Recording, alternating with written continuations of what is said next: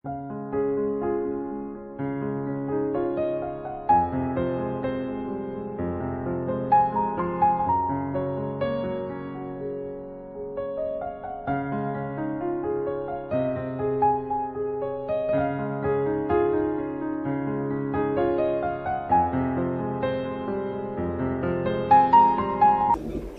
الله الرحمن الرحيم الحمد لله رب العالمين والصلاة والسلام على رسول الله.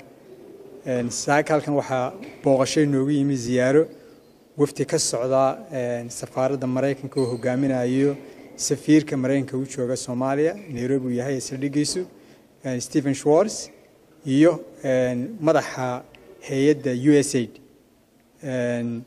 waxay noogu yimaadeen si ay oo markii ugu horeysay in faatay noo yimaadaan soo ziyaartaan si ay ula kulmaan dawladda iyo axsaabta iyo ururada bulshada si ugu koorgalaan xaaladeena maxay dhahdaa xagga abaaraha xagga doorashooyinka xagga bulshada dhinacyo fara badan saaka shirka waxa noo gudoominayay madaxweyne ku-xigeenka si aad iyo aad u wanaagsan ayuu noogu dhacay si saraaxadna waan isugu waranay waxaan rajaynaynaa insha Allah inuu cilaaqaadkeenu aad u wanaagsanayna ka Maraykanka inuu ka sii wanaagsanaado sidii hore insha Allah waxaan rajaynaynaa mar kale inuu soo noqdaan mustaqbalka amaasantii.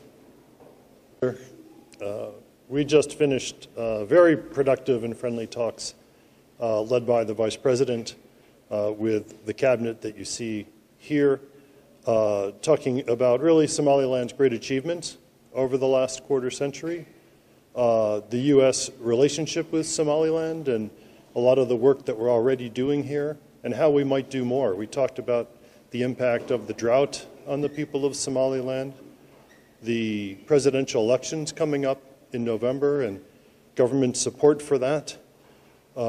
We talked about security and the very considerable security that Somaliland and its people have provided to this area and to the region, and many other ways that we can continue to cooperate and really grow that relationship over time. This was my first visit to Somaliland, but not my last. I pledge to return as frequently as I can, certainly before the election, but again after that.